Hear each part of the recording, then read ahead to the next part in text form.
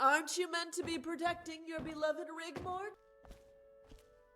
My lady, as I have conveyed to our other noble guests, the Emperor wishes you all to remain here at the palace until the signing of the decree and the subsequent coronation have taken place. Then you will be free to return to Bruma as you see fit. An adjacent room for your companion is provided in suite, as stated in the agreement.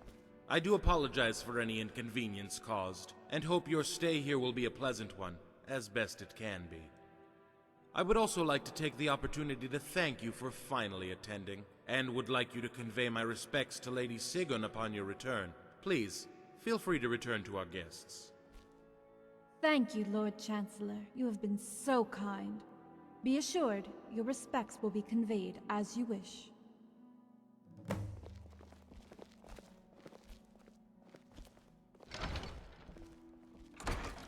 Ugh. Now I remember why I liked living at the Roxy Inn so much.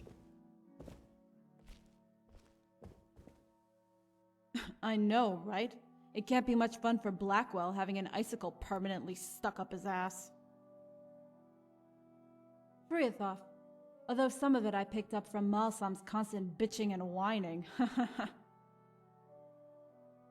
Are you kidding? I'm going to rest here for a while. All that back there has drained me. Ugh! Good night, Dragonborn.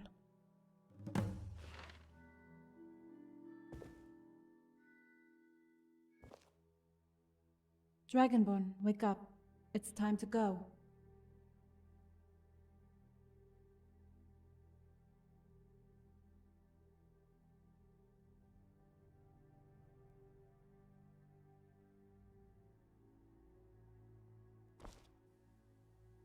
Time to sign the decree. They're waiting for us in the Imperial Chamber. Uh-huh. To be honest, I feel relieved, but a little nervous, I guess. Dragonborn, what's wrong? Dragonborn... Okay. I was thinking of what you said, and I have decided to accept if he proposes. But what will we do? What's to stop them from coming after us when I dump Bobby? We'll be back to square one. But it's only speculation, Dragonborn. Quintus has sworn fealty to the Emperor, and he's in Hammerfell. But they have the new Imperial army. That's 6 legions, Dragonborn. Even if you did convince Quintus, that's 5-to-1 odds. How can we hold out against a siege? Even if Ingol and Cassius could muster 100 men, there's no way out. Let's cross that bridge when we come to it. After you, Dragonborn.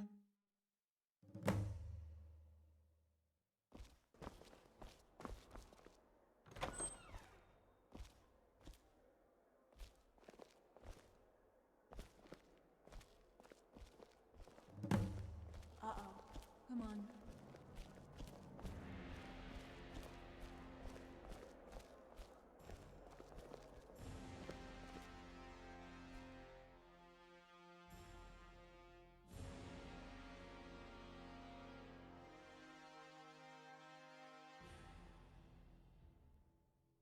Two years ago, we rode into the city at the head of an army. But this army was not one of occupation. This army was not one of subjugation. No, this was an army of liberation. Liberation of an empire left buckling under the weight of poverty and recession. An empire ravished by pirates and bandits from the lawless border regions. An empire threatened by a dominion with its sights set on reclaiming this land for the Elven nations. An empire left decadent and abandoned by its predecessor.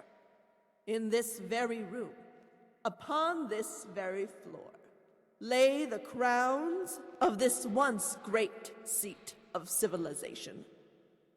And by legal right of combat, it was the people of this great city that placed them upon our heads. And we flourished. We became great again. We prospered and thrived. The old was replaced with the new. A new dawn, a new era, and with it, the creation of a new imperial army to protect and serve the 6 counties of Cyrodiil and the imperial territories. Provinces and colonies once weak, annexed and lost, were once again reclaimed, and the world trembled and knew its place. History is to be made this day, this very moment, as the county of Bruma returns to the fold. And we shall stand united as we become once again the 7 counties of Cyrodiil, to show the world our strength, our unity, and our fortitude in our wholeness. And they shall come to know of our intention to strengthen our resolve. And they shall come to know of our intention to be a global force to be reckoned with. And they shall come to know of our intention to expand our empire, as is our divine right. United under the name of the most powerful dynasty in all of Tamriel.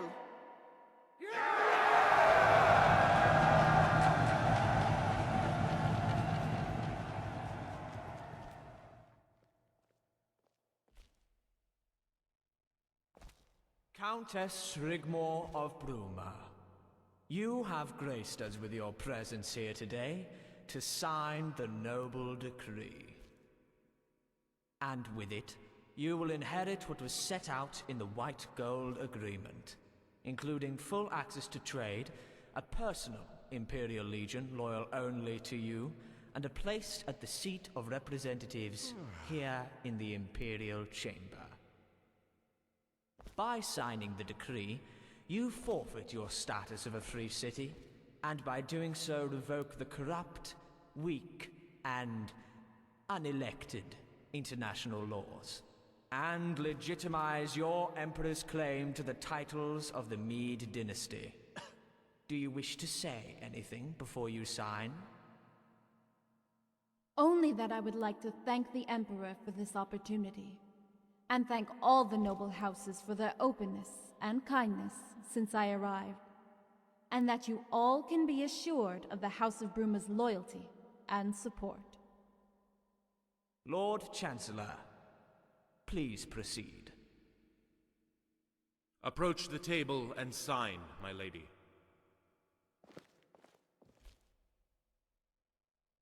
The houses of Cyrodiil are united. Long live the Emperor!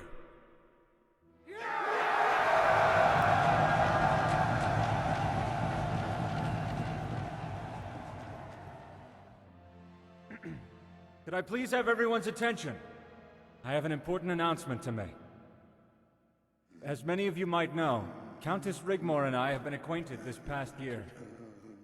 And I cannot think of any better occasion to tell her of my undying love for her, and to humbly ask her something that's been a long time overdue. Rigmor, it would be my greatest honor if you would become my wife. Oh, the gods, Bobby. Will you marry me? Yes! Yes, of course!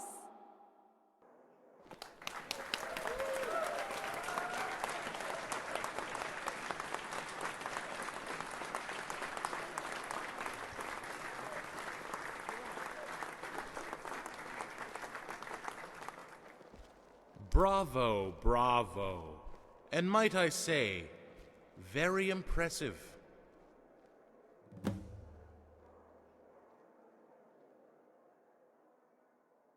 Oh, I think you do. Morag Cetheus sucker-punched by a master stroke of genius? Guardian and protector of Countess Rigmor of Bruma. Indeed, a title you should be very proud of. Meet me in the temple gardens tomorrow morning before the coronation. There are some things I would like to discuss. Lord Chancellor?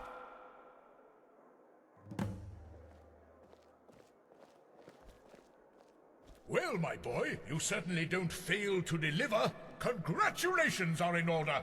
More wine! A toast to the happy couple. To my Bobby, Sir Robert and Rigmor.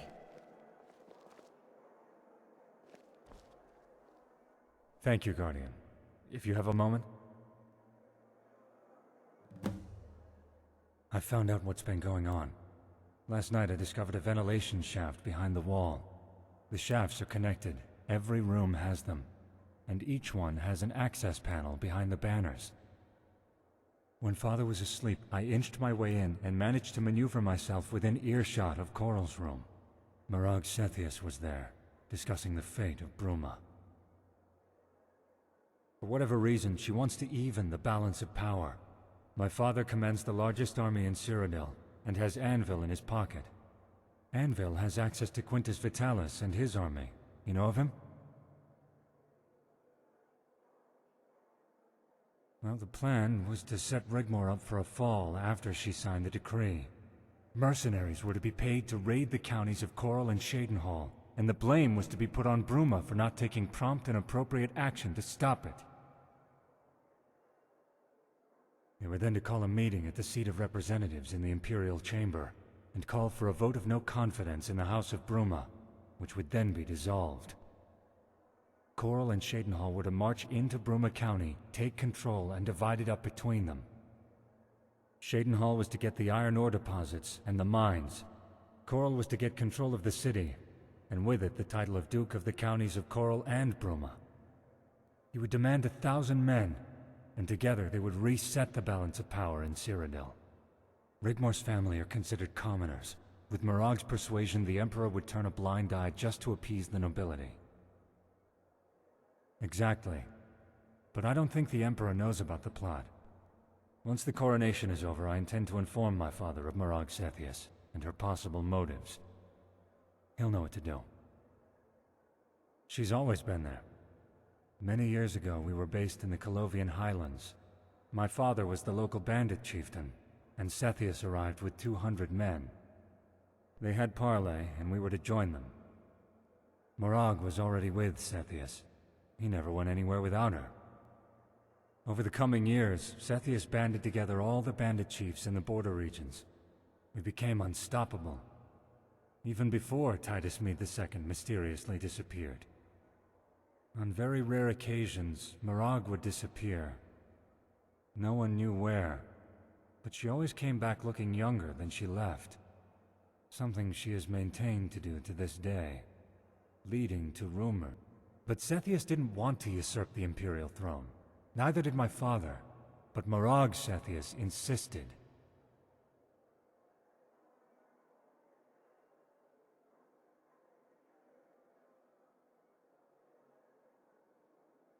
She has some sort of power over him, Guardian. You would think with what she has already, she'd be happy with that. But she seems to thrive on causing dissent, scheming, or sowing seeds of discord.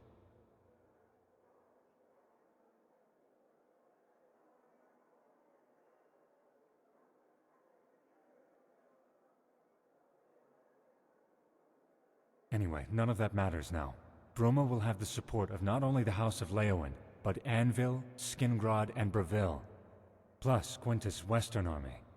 So my work is done here, and I have you to thank for it. But I would love to be a fly on the wall later, if you catch my drift. But beware of Blackwell. He's taken a keen interest in you since you arrived. Please, call me Bobby. I bid you good night. Take good care of Rigmor for me. After the coronation tomorrow, we can plan our wedding and set things in motion.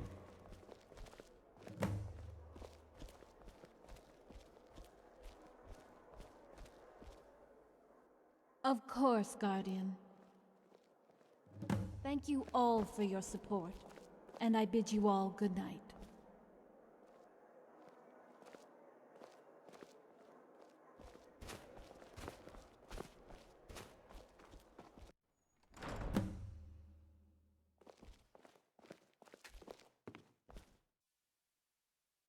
feel sick to my stomach, if you must know.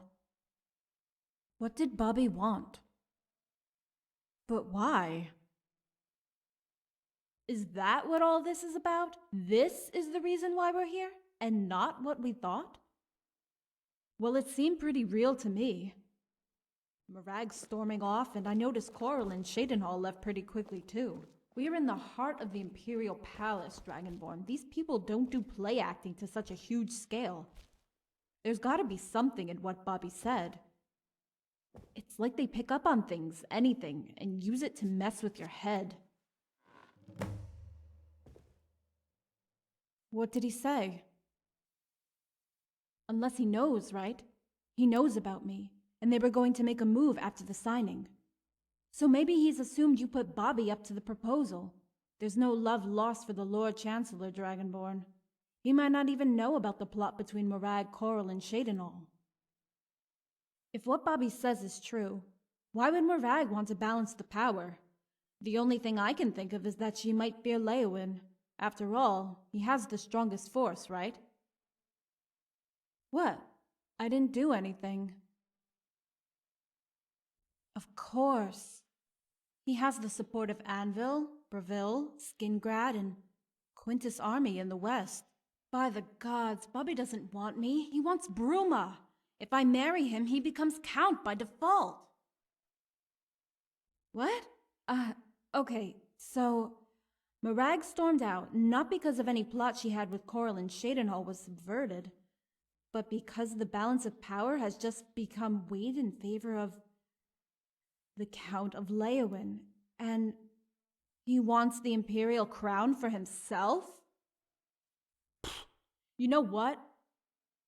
All this bullshit makes me want to go knocking on the Emperor's door and saying to him, "Hey, asshole, I've got a real royal bloodline that goes back to the first Mede dynasty, so go bite me."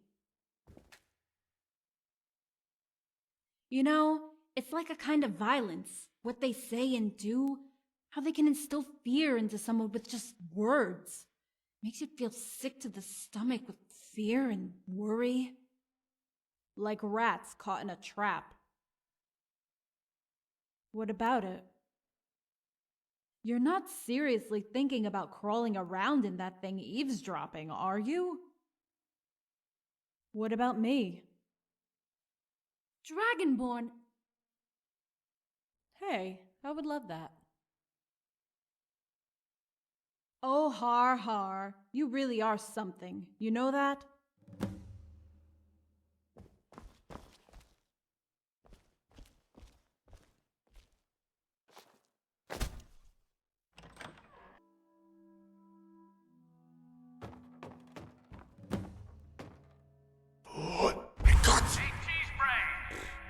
Whatever.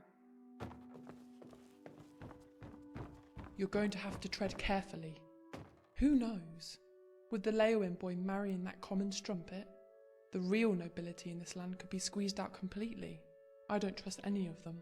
Least of all, Morag Cepheus. We shall have to wait and see, my dear. After all, now the Count of Anvil's daughter has agreed to marry our son, Leowyn's influence will diminish and ours will grow. Also, with Anvil's family ties to Skingrad, the west will become much more secure.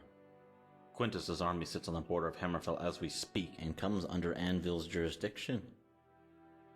What of Chadenhall in all this? The Count of Chadenhall doesn't like what's happening one little bit. He cannot imagine why Bruma would relent and sign the decree unless there's something more sinister going on. It's managed to sign. Bruma was perfectly within its right to remain a free city under Imperial law. Why would the Countess change her mind now? All she had to do is buff Cepheus off. I would have sent Blackwell packing with an arrow up his arse and reached out to us in Chadenhall. She could have reached out to all the provinces. Cepheus would not have dared touch her. It makes you wonder of the reasons the Leowyn boy took such an interest in her. To think we almost had it in the bag.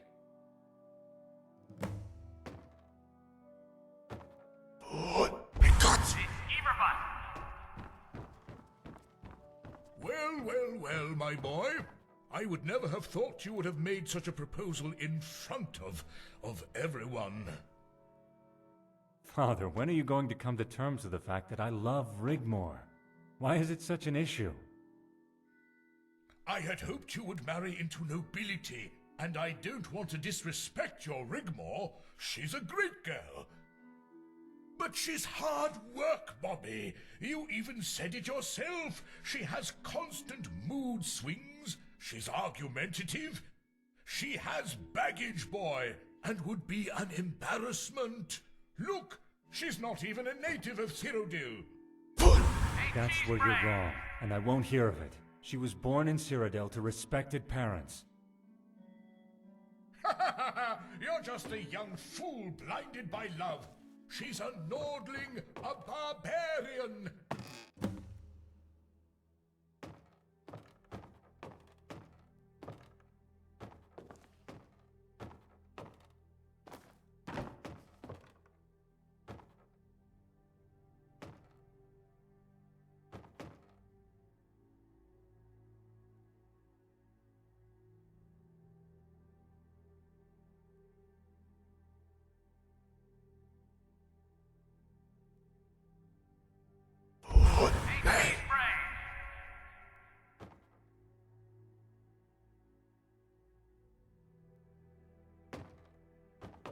Ah, Blackwell. Enter. My lord, you summoned me. You had better have something good for me, Blackwell. Who is he? And what is he doing here? More to the point, how did he manage to surface out of thin air and become such a problem? Is my lady present? I'm sure she would like to hear. She will be back shortly.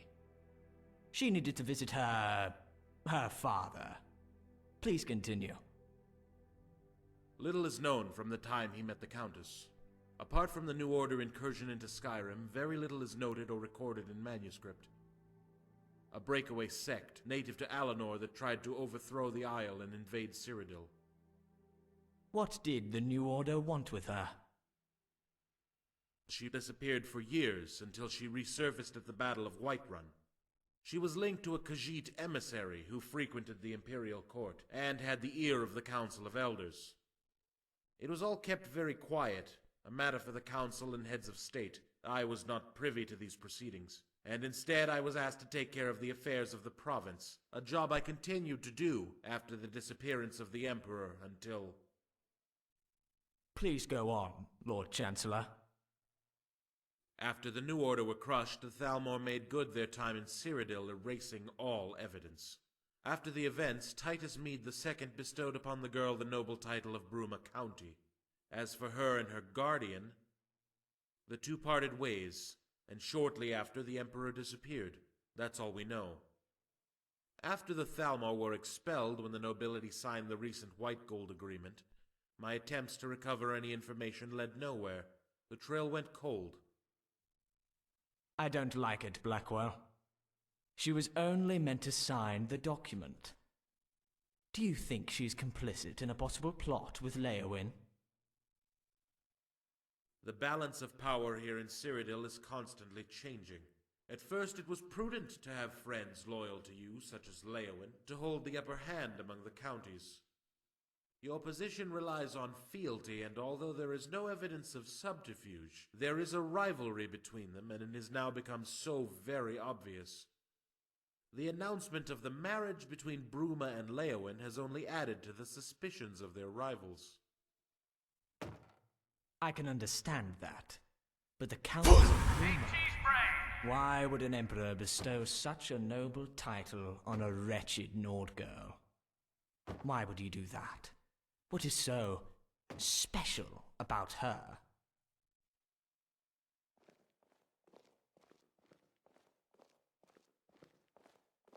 I'll tell you why she is so special. So special to have at her side the most dangerous killer in all of Tamriel. Of course, it is now all so obvious. It all fits in. The ripples in the fabric of the void. How she hid her truths. She has been hiding it for years, afraid for her very life. Cursed by her blood from the day she was born. A product of a liaison that produced a royal bastard. Her veins coursing with the royal blood of the dynasty we usurped.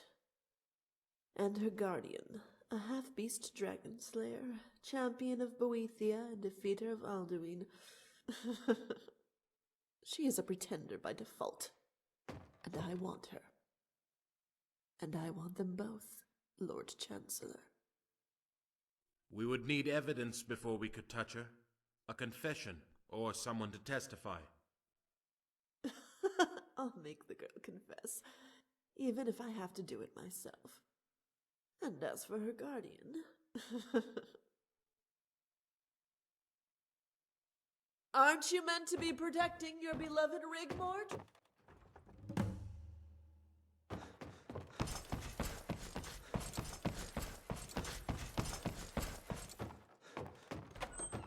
Halt! I implore you to hold your weapons, or the Lady Rigmor will be summarily executed. The Countess of Bruma is charged with treason, and will stand trial at the nearest opportunity. She will be taken to the Imperial City Prison to await the arrival of her attorney. No harm will befall her, as long as you comply with the law. You are to remain here under house arrest for the time being until further notice. It's okay, Dragonborn. I'm kinda glad it ends this way. I feel kinda relieved, in a way. Have Malisam take care of my things for me. And whatever happens at the trial, don't screw it up, okay? I might not get another chance to speak to you in person again, even during the trial, and I know we talked about all this before, but if I don't make it, please don't blame yourself. I just want you to know that you're the best thing that ever happened in my life, and that I love you with all my heart. Goodbye, Dragonborn.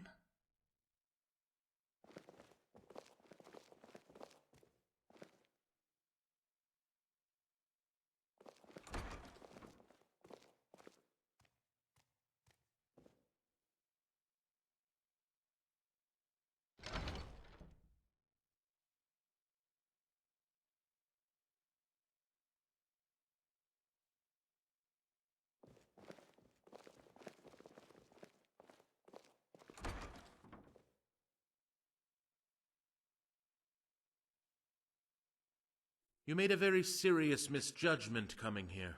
I know it's no consolation, but no one knew about her ties to the Meade dynasty.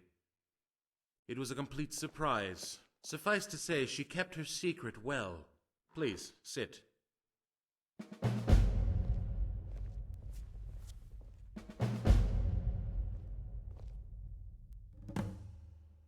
Actually, I came to ask the same thing. Why would the Countess come down from the mountain and pledge her support? She was protected under international law. However much the Emperor demanded it, she was well within her rights to ignore his demands.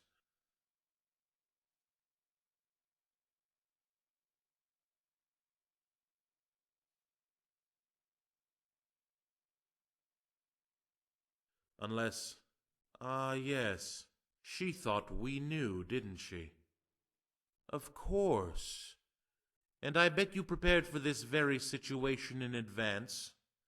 But pray tell me, what of the Leowin boy? Where does he fit into all of this? Was she involved in a plot?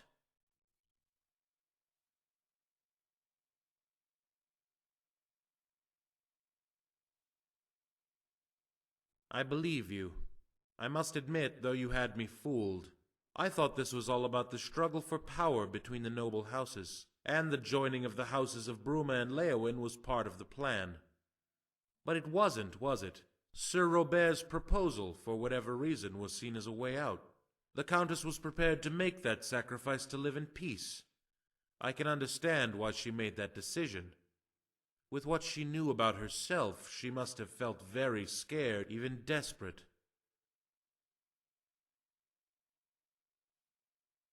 The trial will take place tomorrow. I've already sent word to her court advisor. He will arrive in the morning. They will need evidence to find a verdict, or they will have to let her go. She will be interrogated and offered a chance to confess in return for her freedom, but she will have to give up her titles and leave the province. I do hope she has some resolve, as confessing won't help her, not now. Whether she be acquitted, banished, or exiled, they will hunt her down, and they will be relentless.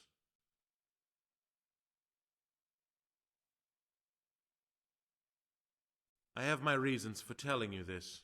You see, I'm rather fond of the Countess. But my loyalty is to the seat of the Imperial throne, not who occupies it.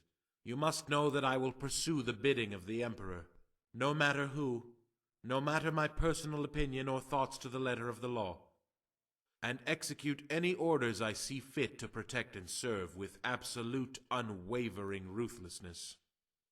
It isn't personal, but it's vitally important we understand each other. Good. I'm glad you understand, because if you listened carefully, if you paid attention, what then, Dragonborn? I'm also here to escort you to the Imperial Chamber.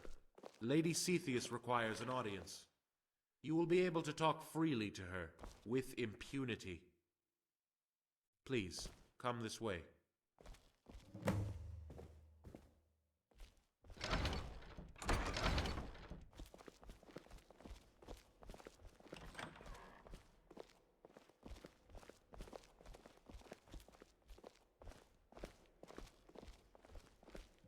Ahem.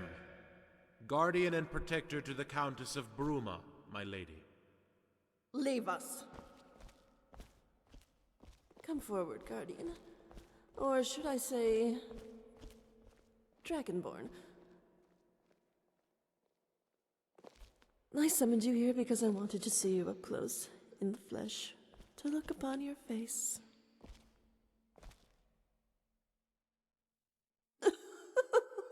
Please do not tell me you are just like the rest of them, play-acting the good, high and mighty champion of the poor downtrodden. Good does not always mean right, but you of all people should know that, if you call yourself a person. What are you, a half-breed or half-beast? You're a product of your environment, nothing more, nothing less. You are what you are, a cold, instinctive killer, who would take more notice of a pain in your little finger than the destruction of a whole entire nation. We are one and the same, you and I.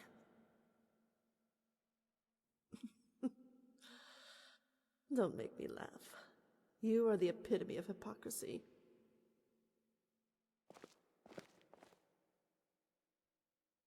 How many dragons have you slain to become what you are now? How many of their souls have you violated and sucked into your essence to attain your power? Far more than I. A soul is a soul, Dragon Slayer. It matters not from whom you take it, but the very act itself. How many men, women, and children have you slaughtered without a blink of an eye? Or a remorseful back glance at some poor wretch you left lying in the snow in a pool of their own blood? Yet you are already judge, jury, and executioner because of some entitled moral high ground. You killed my children, Dragon Slayer. My brood. Did they not have a right to live, to grow, and to multiply? Yet you took it upon yourself to execute them all, not content having saved your ward. And with true righteous bigotry, you delivered the sentence of death where you had no legal right, leaving them lying in their own bloody fucking mess!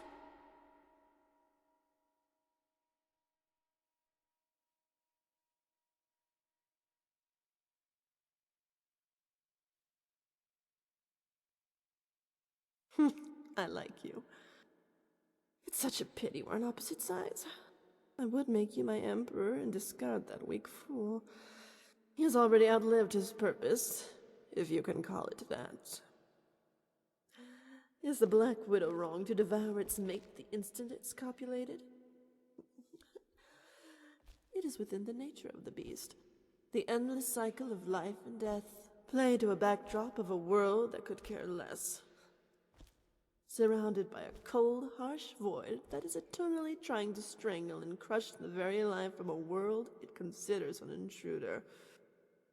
A blemish to be expunged from its cold, eternal darkness.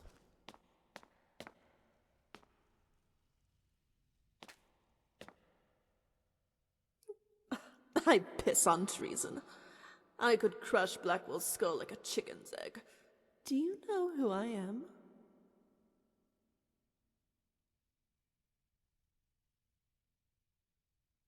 Come now. I know all there is to know about you. It would only be fair to extend the same courtesy. Anything spoken between us will remain exactly that.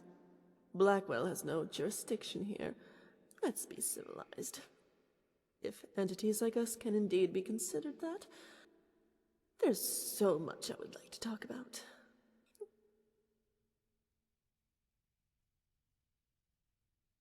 Before I married the Emperor, I was called Morag. I am a daughter of Cold Harbor, but you know that. That's boring. You want to know why I am here in this ancient seat of lost elven kings? I'm afraid there's no real reason. No divine subterfuge, and certainly no sacrifice to be made so a spurned monster can fulfill its dream to become a living god king. No, none of that. Sorry to disappoint. No, I exist only to play the game, to divide and conquer, to sow the seeds of discord. Sethius is just one of many in a long line of pathetic hosts that has led me to this palace.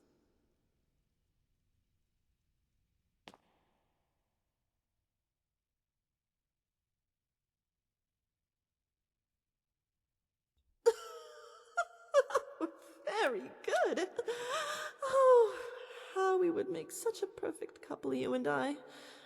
Just imagine for one moment, Dragonborn, a daughter of Cold Harbor, Empress of all of Tamriel, no, all of Nirn, with the champion of Boethia by her side. We would fulfill the Elysian prophecy, and I would be the queen of a golden age, and you would be my king. Father would be very proud of me, and I would even give you the daughter of Azura to do with her as you will. I would even make her a duchess to preside over all the counties of Cyrodiil if you wish it. Keep her, let her go, marry her off to Bobby. Or we could adopt her and she could be our princess. We would never age, we would never tire, and preside over Nirn for a millennia.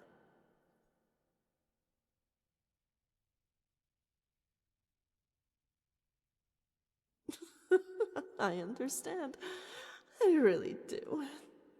Rigmor is your only concern at this moment, and I must commend both you and her betrothed who unwittingly placed her in a prison cell. With your ham-fisted attempt at courtly subterfuge, it was most laughable. Not forgetting the excellent job you did of guarding and protecting her from exposing her secret, because I would never have guessed otherwise. But of course, Daddy did help me out a little bit, and is such a wealth of information at times like this. But I don't want to keep you from... Well, actually, I'm not keeping you from anything, am I? But you must be tired and could use some sleep if you want to be fresh for the trial tomorrow. I am sure you must be looking forward to that, because I am so excited. Which reminds me, I promised Rigmor I would pop in for a friendly chat. I hope you don't mind. After all, she is the reason we are standing here at all.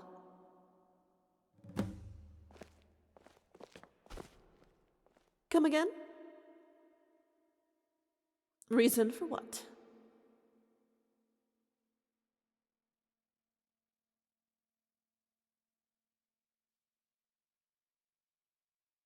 Guards! Guards!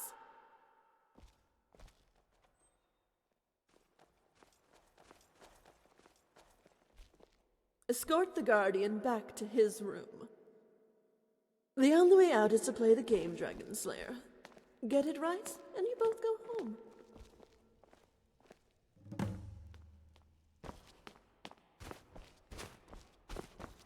Guardian General. We're sorry, sir, but you must return to your room.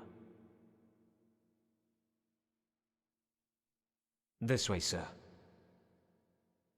I'm Anus, and this is Crispus. We were with you in Whiterun, Quintus Legion. Got sent home as I got myself wounded, General. Heavy fighting on the border. I took an arrow. Took an arrow in his arse, more like. Sod off, Crispus. You're just jealous of my medal. Stick it a year, and they give you a bloody medal. Crispus is a bit salty we got lumbered with punishment detail.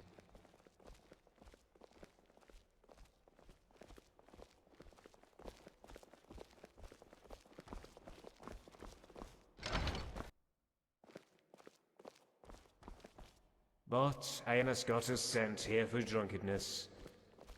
We went down the market district after drinking some of that old special brew Tessio keeps under the table. Ended up in a fight with some Swedes. You know, civilians.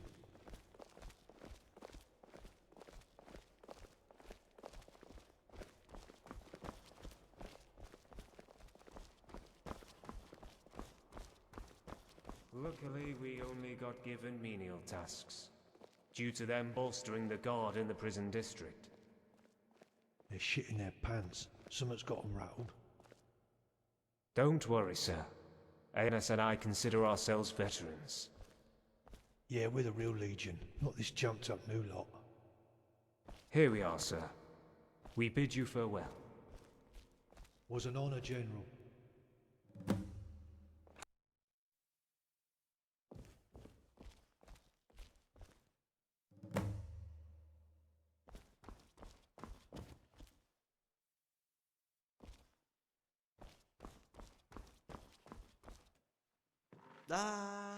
How is our noble guardian this fine morning?